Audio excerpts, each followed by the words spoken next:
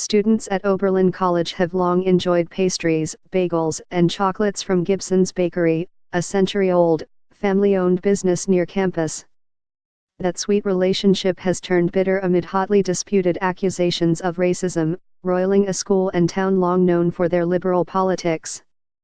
The dispute, which began in November 2016 with the arrest of 3 black Oberlin students who tried stealing wine from Gibson's, is now a lawsuit in which the exasperated bakery owners accuse the college and a top dean of slandering Gibson's as a racist establishment and taking steps to destroy the family's livelihood.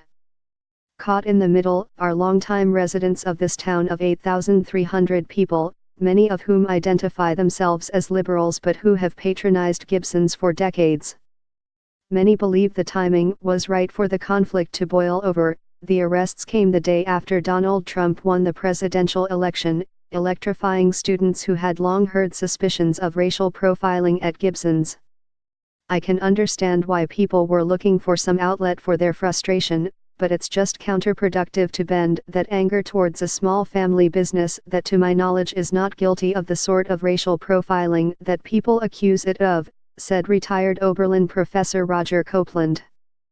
The 3 students were arrested after punching and kicking the white shopkeeper.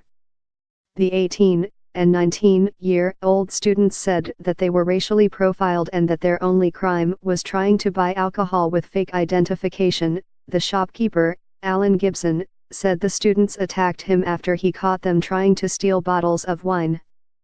The day after the arrests, hundreds of students protested outside the bakery. Members of Oberlin's Student Senate published a resolution saying Gibson's had a history of racial profiling and discriminatory treatment.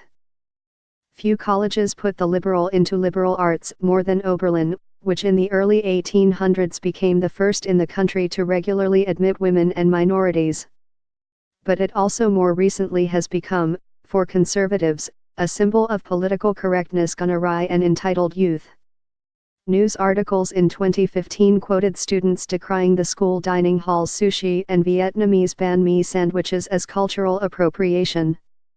The divisive, voice of a generation actress Lena Dunham, famously a 2008 Oberlin alumna, was quoted in Food and Wine magazine as saying, "The press reported it as, 'How crazy are Oberlin kids?'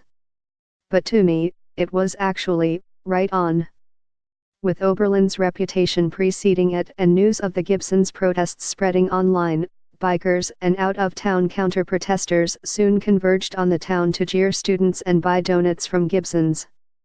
Conservatives derided the students on social media as coddled snowflakes with a mob mentality, while students attacked the store as a symbol of systemic racism. The 3 students arrested at Gibson's pleaded guilty in August to attempted theft and aggravated trespassing and said in statements required by a plea agreement that their actions were wrong and that the store wasn't racist. Even so, students continue to boycott Gibson's over perceived racial profiling, causing business to suffer.